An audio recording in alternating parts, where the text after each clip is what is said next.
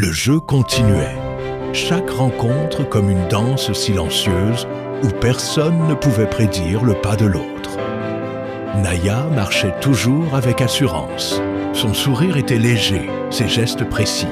Mais parfois, lorsqu'Oliver la regardait d'un certain angle, juste un instant, elle sentait un frisson qu'elle ne pouvait nommer. Rien qu'un souffle, une vibration dans sa poitrine qu'elle balayait aussitôt, mais qui la rappelait à sa propre humanité. Oliver, lui, gardait son calme.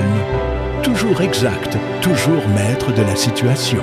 Pourtant, parfois, il lui arrivait de laisser glisser un sourire un peu trop long ou un regard qu'il ne pouvait retenir. Pas assez pour qu'elle le voie clairement, juste assez pour qu'un observateur attentif sente une fissure dans son armure.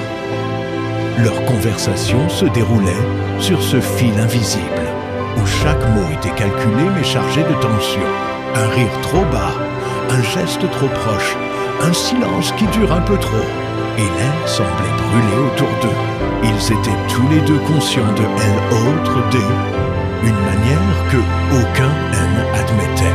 Chacun jouait, chacun dominait, chacun reculait et avançait en même temps. Mais dans ces mouvements parfaitement contrôlés, il y avait des éclats de vulnérabilité. Un instant où Naya laissait échapper un souffle plus long qu'elle ne voulait. Un sourire qu'elle aurait dû retenir. Un moment où Oliver laissait son regard s'attarder juste un peu trop sur elle. Rien ne changeait pourtant. Ils restaient maîtres de leur jeu, souverains et insaisissables. Mais dans ce ballet, subtilement, la tension montait.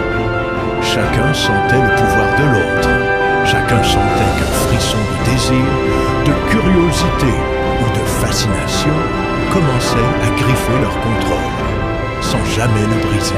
Et c'était ce qui rendait le jeu si délicieux, si dangereux, si irréel.